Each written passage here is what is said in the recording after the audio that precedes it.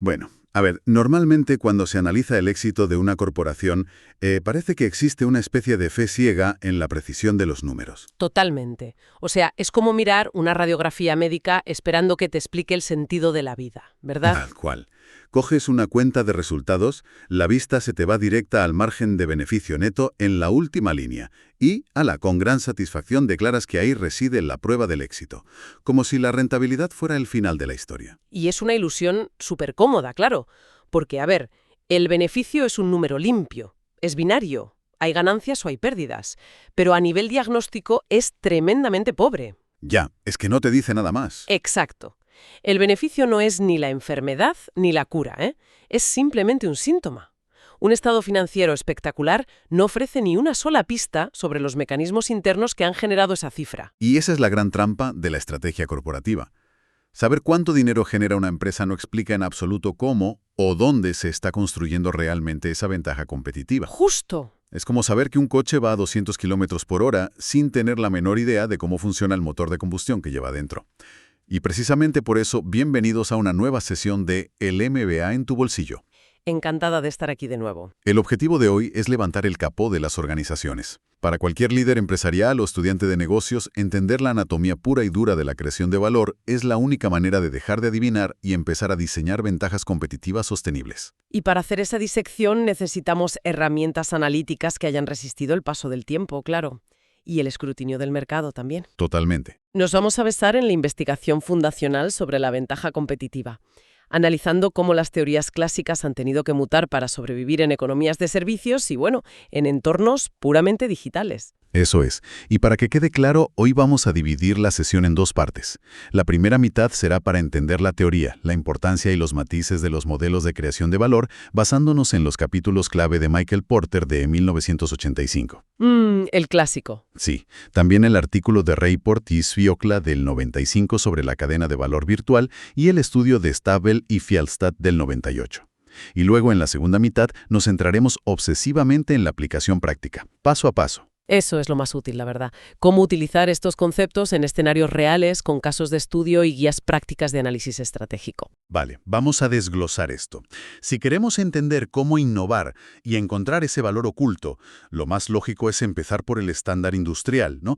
El molde original del que parten todos los análisis estratégicos. Claro, hay que empezar por los cimientos. Y ese molde es innegablemente físico, tangible, basado en la revolución industrial y cristalizado en 1985 por Michael Porter con su famosísima cadena de valor. Es el punto de partida ineludible. O sea, Porter propuso algo revolucionario para su época.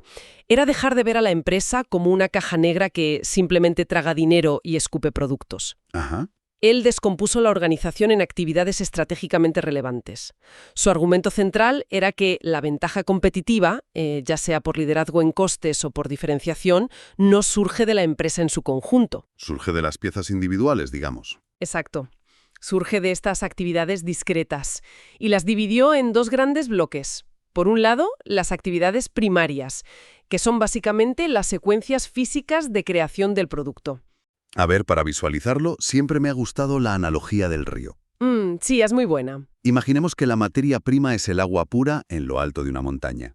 A medida que desciende por el cauce, pasa por diferentes estaciones.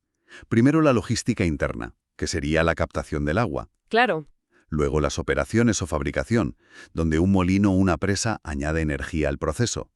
Sigue por la logística externa, el marketing y las ventas, y finalmente el servicio postventa. Eso es. En cada estación de ese río se le añade algo nuevo, va ganando fuerza y caudal, hasta que desemboca en el océano, convertido en un producto por el que alguien está dispuesto a pagar. Fíjate que la metáfora del río es súper útil porque muestra un flujo continuo.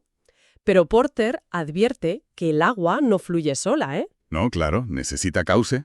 Para que esas estaciones primarias funcionen, existe una infraestructura paralela que son las actividades de apoyo.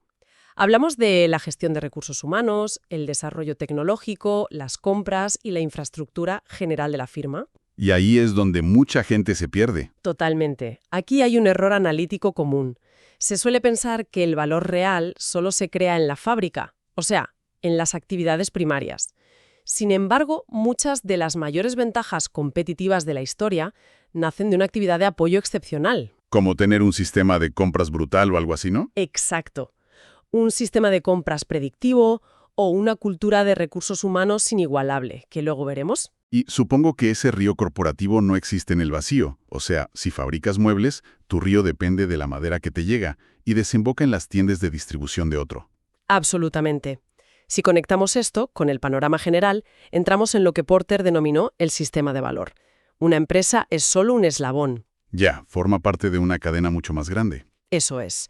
Comprender los impulsores de costes de los proveedores río arriba o las ineficiencias de los distribuidores río abajo permite a una organización reconfigurar toda la industria. A veces, la mayor innovación de una empresa es sencillamente asumir una actividad que antes hacía su cliente. O externalizar algo que tradicionalmente hacía el proveedor. Tal cual. Pues mira, aquí es donde tengo que hacer de abogado del diablo. Esta teoría es brillante si el negocio consiste en ensamblar coches, fabricar zapatillas o embotellar refrescos. Sí, en manufactura funciona de 10. Pero el tejido económico moderno está dominado por los servicios.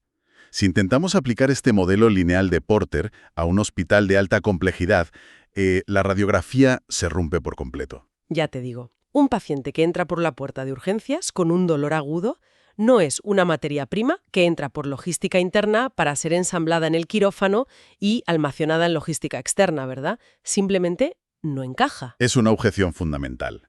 Y ese choque entre el modelo industrial y la realidad de los servicios fue exactamente lo que llevó a investigadores como Stabel y Fjellstad a publicar en el 98 su estudio crítico. Claro, demostrando que la cadena de valor no es una ley universal. Exacto. Basándose en teorías sociológicas previas de Thomson sobre la tecnología, argumentaron que cuando el producto no es físico o estandarizado, la mecánica económica subyacente cambia por completo. Ya. Por eso, introdujeron dos configuraciones alternativas. La primera responde perfectamente al ejemplo del hospital que decías, el taller de valor o value shop. Entonces, ¿cómo funciona mecánicamente un taller de valor en contraposición a una fábrica lineal? Pues a ver, el motor central de un taller de valor es lo que se denomina tecnología intensiva. Y ojo, no es tecnología en el sentido de ordenadores, sino una aplicación intensiva de conocimientos y herramientas especializadas para resolver un problema único y muy ambiguo. Vale, entiendo. Un médico, un abogado. Exploración petrolera. A diferencia de la cadena de Porter, donde el trabajo fluye en línea recta, el taller se mueve en ciclos, en una especie de espiral. Claro, porque el cliente acude precisamente por una asimetría de información, ¿no? O sea, sabe que tiene un problema fiscal grave o un tumor, pero no tiene ni idea de cómo solucionarlo. Exacto. El ciclo comienza con la adquisición del problema y el diagnóstico. Luego se buscan alternativas, se elige la mejor opción, se ejecuta el tratamiento o la estrategia y finalmente se evalúa. Y si no funciona, vuelta a empezar. Si el problema persiste, la espiral vuelve a arrancar. Y lo fascinante, desde el punto de vista de la estrategia empresarial, es cómo se escala esto. Uy, claro, ¿cómo escalas a un neurocirujano? Es que esa es la clave. En una fábrica tradicional de Porter, la rentabilidad viene de la economía de escala. Producir 1 millón de sillas hace que cada silla sea más barata. Sí. En un taller de valor, la escala masiva a menudo destruye el valor, porque la atención deja de ser personalizada. Aquí, el motor del valor económico es la reputación y esa asimetría de información que mencionabas. Madre mía, eso cambia por completo las reglas del juego. O sea, si diriges un bufete de abogados, tu estrategia no debería ser reducir el coste por hora a base de contrataciones masivas. Debería ser resolver los casos más difíciles del mercado para que tu reputación te permita cobrar una prima astronómica. Tal cual. Ese es el modelo de taller. Pero, a ver, ¿y qué pasa con empresas masivas de servicios que no resuelven problemas individuales a medida? Mencionaste 2 modelos de Stabel y Fjellstad. ¿Cuál es el segundo? Es la red de valor, o Value Network. Y este utiliza una tecnología mediadora. El negocio aquí no es fabricar algo ni resolver un problema experto a medida. El negocio es pura y simplemente facilitar conexiones entre clientes. Como el gerente de un club, básicamente. Exacto. Conectar nodos que desean ser interdependientes. Un banco clásico, por ejemplo. Conecta a personas que tienen un exceso de capital con personas que necesitan liquidez para comprar una casa, o una aseguradora, o una empresa de telecomunicaciones. Precisamente. Y mecánicamente, las actividades principales de una red de valor son totalmente distintas a las de Porter. Su primera actividad es la promoción de la red y la gestión de contratos, es decir, atraer a más personas al club. Claro. La segunda es la provisión del servicio, o sea, asegurar que la llamada telefónica o la transferencia bancaria se realice sin fricciones. Y la tercera es la operación de la infraestructura tecnológica o física que soporta esas conexiones. Qué interesante. El cambio de paradigma aquí radica en el impulsor del valor. En las redes, el valor explota mediante la escala y la utilización de la capacidad. Es la famosa ley de los efectos de red. Claro. Si soy el único humano en el planeta con un teléfono móvil, ese aparato no vale absolutamente nada. Su valor crece exponencialmente con cada nuevo usuario que se une a la red. Exactamente. Vale. Entonces tenemos ya las piezas sobre la mesa del mundo físico e intelectual. Transformamos materiales en cadenas, resolvemos problemas complejos en talleres y conectamos a usuarios en redes. Eso es. Pero cualquier analista notaría que hoy falta el elefante en la habitación. Todo esto está envuelto en una dimensión intangible que ha devorado sectores enteros en las últimas décadas. La información pura. Y ese es el puente hacia la modernidad estratégica. En el 95, Rayport y Sviokla publicaron un artículo rompedor que se adelantó décadas a su tiempo sobre la cadena de valor virtual. Sí, un texto visionario. Plantearon una distinción filosófica y económica brutal, el contraste entre el marketplace y el market space. El mundo físico de los recursos tangibles frente al mundo virtual, donde todo es información digital. Es como si una empresa tuviera que jugar simultáneamente en dos tableros de ajedrez. Uno hecho de madera pesada y otro proyectado como un holograma. Una imagen muy precisa, sí. En el marketplace físico se manejan átomos, logística, camiones, inventarios, pero en el market space holográfico se manejan bits de información. Claro. Rayport y Sviokla argumentan que añadir valor en este espacio digital requiere una secuencia completamente nueva, que denominaron la matriz de valor, y consta de 5 pasos mecánicos y únicos. A ver, recopilar información, organizarla, seleccionarla, sintetizarla y distribuirla. Eso es. Parece la descripción del trabajo de cualquier algoritmo moderno, ¿verdad?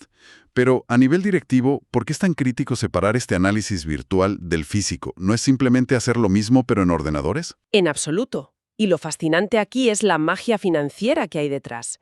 La gran diferencia es lo que llamamos la ley de los activos digitales, que revienta por completo la estructura tradicional de costas de Porter. Ya, claro, porque la escala es distinta. Es que, piénsalo, si una empresa física vende un coche, pierde ese coche de su inventario.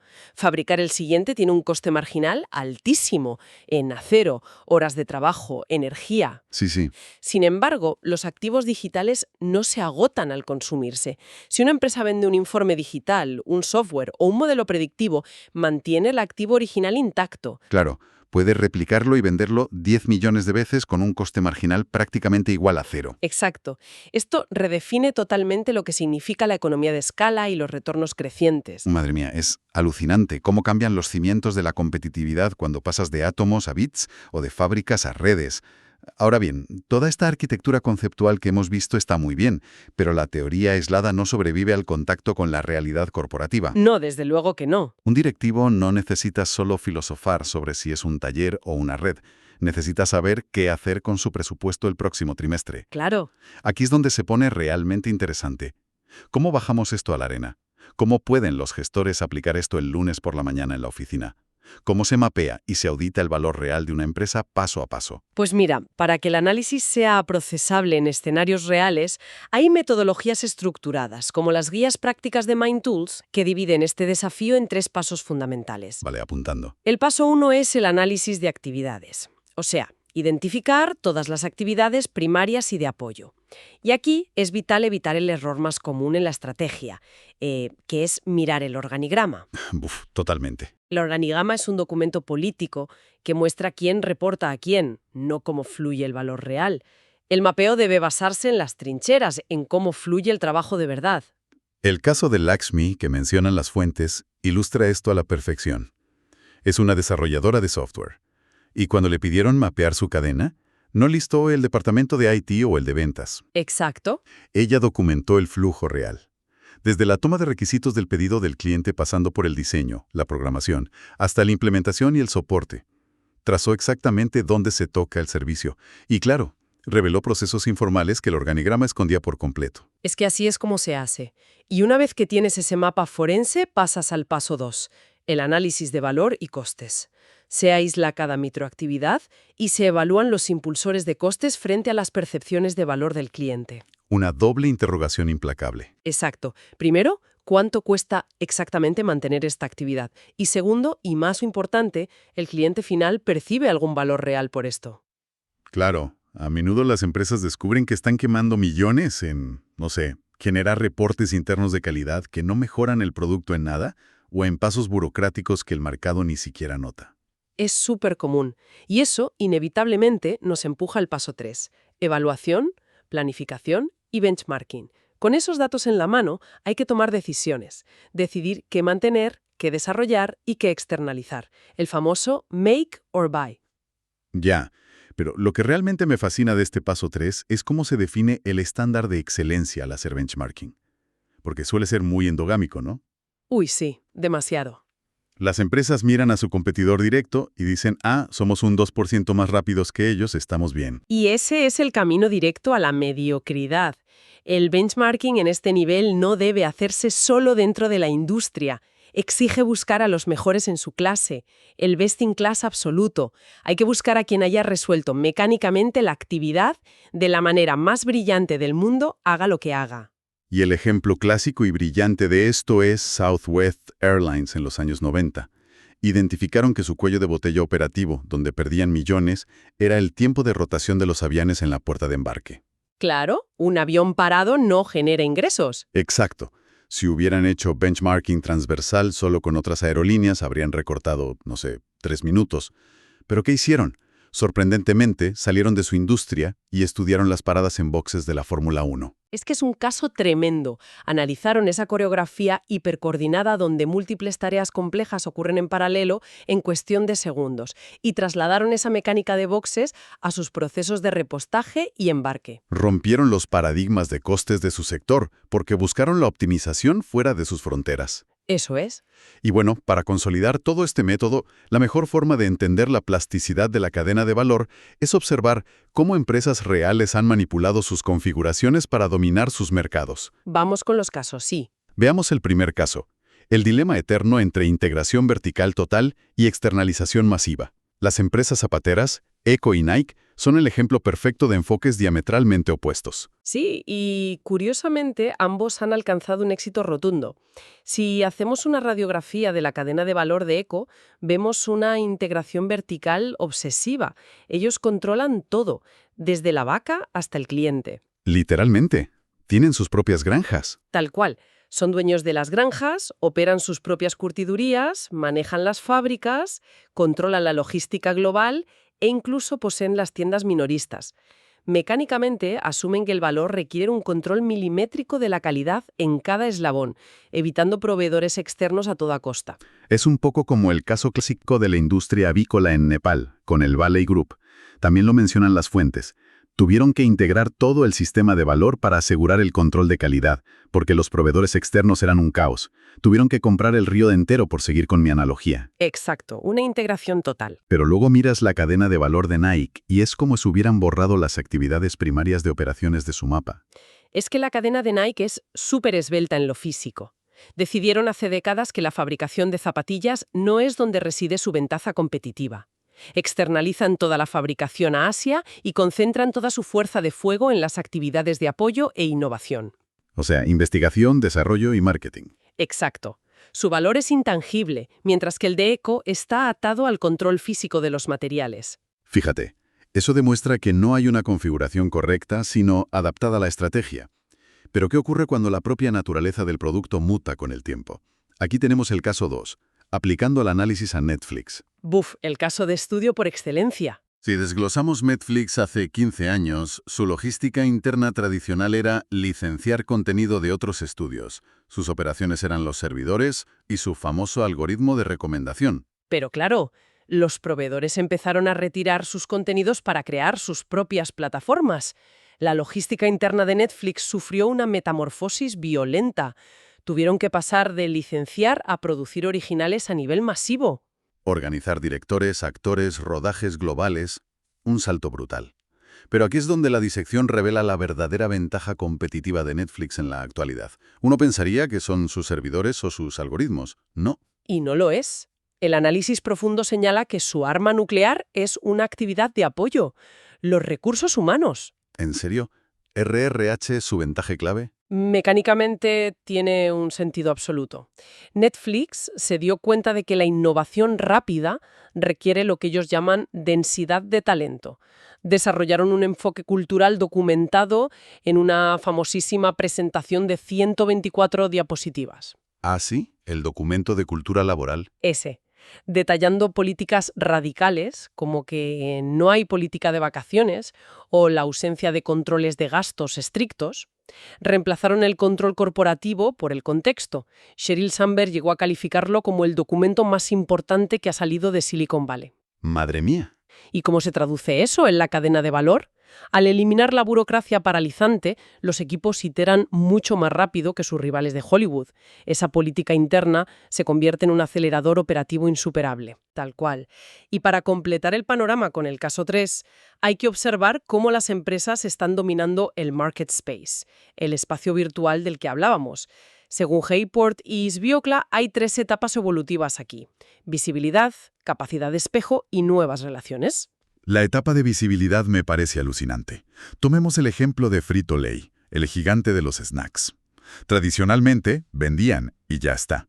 Pero cuando dotaron a sus repartidores con dispositivos digitales, empezaron a capturar datos diarios directamente de los estantes de las tiendas. Claro, empezaron a ver su cadena física a través de un prisma digital. Exacto. Esa visibilidad permitió ajustar la producción y planificar las rutas de sus camiones en tiempo real. Y luego viene un salto más profundo, la capacidad de espejo o mirroring. Aquí las actividades de la cadena física se trasladan al entorno virtual. El desarrollo del modelo Contour de Ford fue pionero en esto. En lugar de diseñar maquetas físicas y destruirlas, Ford trasladó su investigación y desarrollo a una red informática global. Ingenieros diseñando y testeando el coche digitalmente.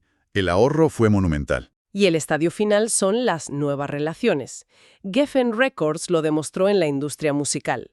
Usaron Internet no solo para promocionar, sino para alterar su taller de valor. Sí, testeaban el mercado en foros digitales. Exacto. Captaban talento orgánico e incluso invitaban a los fans al estudio de forma virtual para ver el proceso en vivo. Usaron la matriz digital para ofrecer un valor completamente nuevo. Es la definición de reinventar las reglas. Y, bueno, esto nos lleva al punto final.